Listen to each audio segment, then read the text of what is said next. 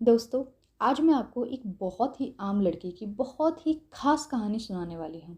और ये कहानी सिर्फ़ और सिर्फ़ उन लेडीज़ के लिए है जो हमेशा यही सोचती हैं कि हम तो बहुत कुछ करना चाहते हैं लाइफ़ में, पर हमारे घर वाले हमको कुछ नहीं करने देते। सो आज की कहानी आप सब लोगों के लिए है, क्योंकि जिस लड़की की ये कहानी है, उसके भी घर वालों ने उसे कभी कुछ नहीं करने दिया। लेकिन उसने लड़ झगड़ के संघर्ष करके आज अपनी मंज़िल को पाया है। तो आज की कहानी है प्रिया चौधरी जी की। तो चलिए शुरू करते हैं। प्रिया चौधरी ने कैसे अपने जीवन में संघर्ष किया और कैसे उन्होंने अपनी मंजिल को हासिल किया। प्रिया जी मूल रूप से जयपुर के एक जाट कम्युनिटी से बिलोंग करती हैं। जब वो बहुत छोटी थी तब उनकी बहन ने एक मुस्लिम लड़के से शादी कर ली। अब बहन तो शादी करके चली गई, लेकिन उसके बाद प्रिया और उसके घर वालों के लिए मुसीबत खड़ी करके चली गई। बहन के घर से जाते ही पड़ोसियों ने प्रिया और उसके घर वालों से सारे रिश्ते नाते तोड़ दिए, बात करनी बंद कर दी। प्रिया जिन बच्चों के संग खेलती थी, जो उसके फ्रेंड्स थे, उनके घर वालों ने प्रिया से बात करने के लिए मना कर दिया। प्रिया को घर में नहीं आने देते थे। एक छोटी सी बच्ची पर उस टाइम पर क्या बीत रही होगी, जिसे ये सब चीज़ों की बिल्कुल भी समझ नहीं थी। और सभी लोग उनके पापा को ये समझाने लगे कि प्रिया की शादी कर दो, नहीं तो ये भी घर से भाग जाएगी। प्रिया के कपड़ों पर रोक टोक लगने लगी। जीन्स टॉप से उन्हें सूट सलवार पहनने की सलाह दी जाने लगी और उनके पापा ने उन्हें वार्निंग दे डाली कि बस 10वीं पास कर ले, उसके बाद मैं तेरी शादी कर देंगे। लड़ झगड़ कर प्रिया ने 12वीं भी पास कर ली और उसके बाद प्रिया ने अपने फादर को कॉलेज जाने के लिए कन्विंस किया, पर उनके पापा ने साफ मना कर दिया और उनके लिए लड़के देखने शुरू कर दिए और रिश्ते आने भी लगे थे उनके लिए। उन्होंने अपने पापा को मनाया कि आप शादी कर दो, आप जिस लड़के से कहोगे मैं शादी कर लूँगी, लेकिन मुझे साथ साथ पढ़ाई भी करने दो। उनके पापा ने साफ मना कर दिया कि पढ़ ले, पर मैं फ़ीस नहीं भरूँगा, और जिस दिन तेरे लिए लड़का फाइनल हो जाएगा उसी दिन तेरी शादी हो जाएगी। प्रिया ने अपनी एक फ्रेंड से 5,000 रुपये उधार लिए, कॉलेज की फ़ीस भरी, पर कुछ टाइम बाद ही फ्रेंड प्रेशर बनाने लगी पैसे वापस करने का। कॉलेज के बाद प्रिया ने पार्ट टाइम जॉब करी, 3,000 रुपये उसे मिलते थे और उन्होंने अपने फ्रेंड के पैसे वापस किए। 1 साल जैसे तैसे करके उन्होंने काटा। उसके बाद उनके भाइयों ने उनका बाहर आना जाना बिल्कुल बंद कर दिया और जब प्रिया ने इसका विरोध किया तब उनके भाइयों ने उसको खूब मारा, पीटा, टॉर्चर किया। बट प्रिया ने जॉब करने की और पढ़ने की ज़िद नहीं छोड़ी। उनके भाइयों ने इतना ज़्यादा टॉर्चर करने लगी, ना तो कहीं बाहर जाने देते थे और ना ही उन्हें कुछ करने देते थे। तब उनके पापा को लगा कि अगर इसकी ऐसी हालत रहेगी, ये नहीं मानेगी, पिटती रहेगी, तो ये तो ऐसे ही मर जाएगी। और उन्होंने अपने पापा से रिक्वेस्ट की कि पापा मुझे कुछ दिन के लिए दिल्ली भेज दो।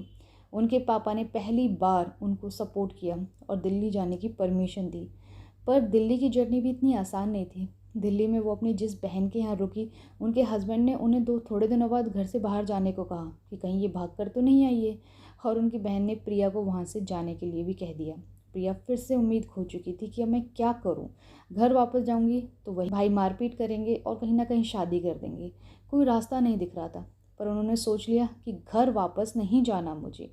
वो अपनी बुआ के पास गाजियाबाद रहने चली गई और दिल्ली में जॉब ट्राई करने लगी। उन्होंने अपने एक फ्रेंड से फ़ोन करके कहा कि भाई कहीं तो मेरा रेंट का और जॉब का कहीं तो जुगाड़ करवा दे। उनकी फ्रेंड ने अपने फ्रेंड का नंबर दिया। उसके बाद प्रिया ने सोचा अब तो सब सेट हो गया है।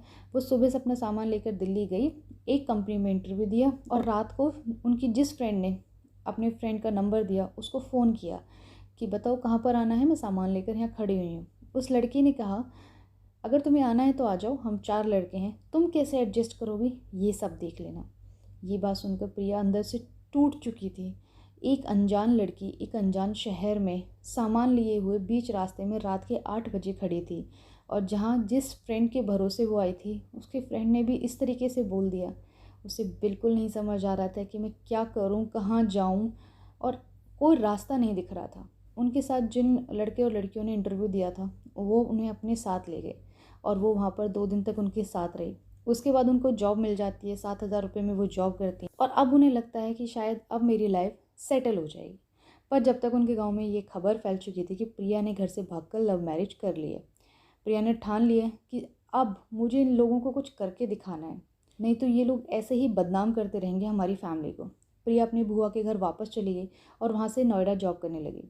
रोज़ 70 किलोमीटर का वो अप डाउन करती थी। नोएडा में एक मॉडलिंग एजेंसी में उन्होंने काम किया 9,000 रुपये में, और उस एजेंसी को उन्होंने एक प्लान प्रेजेंट किया जो कि उन्हें इतना पसंद आया कि उन्होंने प्रिया को अपने पास बुला लिया और उनकी सैलरी 9,000 से 15,000 रुपये हो गई।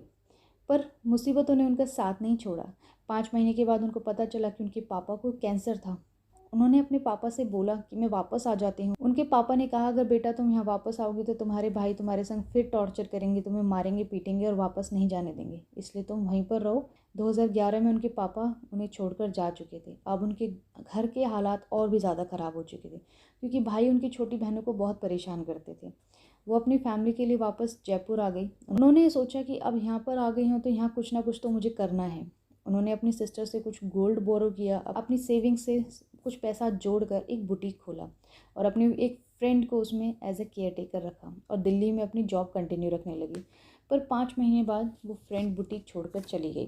प्रिया को अपनी जॉब छोड़कर बुटीक को देखना पड़ा, पर बुटीक के काम में भी उनको कोई सक्सेस नहीं मिली और पैसे की दिक्कत होने लगी क्योंकि उन्हें पैसों की दिक्कत की वजह से अपना बुटीक बेचना पड़ा। अब फिर से उनको अपने सामने कोई मंजिल नहीं दिख रही थी, पर फिर प्रिया ने फिर दोबारा से हिम्मत की कि नहीं, कुछ तो करना है, कुछ तो करना है मुझे। बुटीक को सेल करके उनके पास जो भी थोड़ा बहुत पैसा आया था, उन्होंने एक छोटा सा अपना ऑफिस ओपन किया वैशाली में और पिंक आइज़ करके एक मॉडलिंग एजेंसी ओपन की। वो अपने क्लाइंट्स को खुद फ़ोन करती थी, खुद ऑफिस में झाड़ू लगाती थी, खुद पूजा पाठ करती थी, सब सारा काम खुद ही करती थी। क्लाइंट्स के लिए चाय भी वही बनाती थी और इस तरीके से स्मार्टली उन्होंने अपने कुछ क्लाइंट्स बनाने शुरू किए। 2015-16 में उन्होंने एक फ़ैशन शो किया और उसके बाद उन्होंने दुबई में फ़ैशन शो किया और उसके बाद प्रिया का नाम रोशन होने लगी। अभी तक उन्होंने 26 सेलिब्रिटीज़ को राजस्थान बुलाया है राजस्थान टूरिज़्म को सपोर्ट करने के लिए, वो भी बिना गवर्नमेंट की हेल्प के। जो लोग कल तक उनसे बात नहीं करते थे, आज उनसे बात करने के लिए टाइम मांगते हैं। अभी भी वो कहते हैं कि अभी भी उनकी मंजिल पूरी नहीं हुई है, वो अभी भी बहुत मेहनत कर रही हैं और अपनी मंजिल, अपने सपने को ज़रूर पूरा करके रहेंगी। तो दोस्तों, ये थी प्रिया चौधरी जी की कहानी। आई नो आप में से बहुत सी लेडीज़ ऐसी हैं जो कि जॉब करना चाहती हैं, बिज़नेस करना चाहती हैं लाइफ में, पर घर वालों की सपोर्ट नहीं होती, घर वाले रेस्ट्रिक्शन लगाते हैं, उसकी वजह से आप लोग नहीं कर पाते। एक बात ध्यान रखना, अगर मन में हौसला और हिम्मत है कुछ करने का तो रास्ता अपने आप ही मिल जाता है। बस अपने सपनों को कभी मत मरने देना। जो करना है करो, अपने ठाना है तो ऊपर वाला आपका साथ ज़रूर ज़रूर देगा। सो दोस्तों, आज की कहानी यहीं पर ख़त्म होती है। अगर आपको वीडियो पसंद आई हो तो प्लीज़ एक लाइक ज़रूर दे देना एंड चैनल को सब्सक्राइब ज़रूर कर देना। Thank you so much.